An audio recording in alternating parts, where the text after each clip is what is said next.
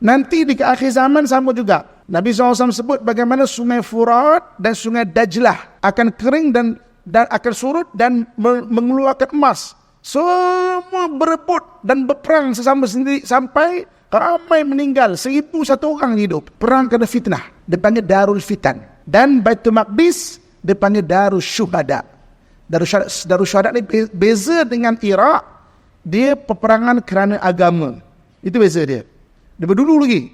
Daripada zaman Nabi Daud, Nabi Sulaiman, zaman Zulqarnain, dan zaman Nabi Isa AS, berlaku peperangan salib di situ.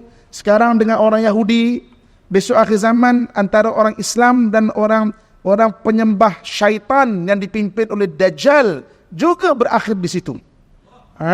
Bagaimana orang-orang Yahudi itu percaya cakap Nabi SAW, besok peperangan Dajjal dengan orang-orang beriman, semua batu-batu dan pokok-pokok mengeluarkan gelombang yang boleh difahami. Ya ibadar Rahman, wahai hamba Allah. Nih, belakang ni dia ada orang Yahudi pergi tangkap dia. Kecuali satu pokok bernama pokok Gharqad. Pokok Gharqad ni bahasa saintifik dia pokok oleander. Pokok oleander ni, dan orang Yahudi tanam sekarang banyak pokok-pokok Gharqad di sekitar Palestin.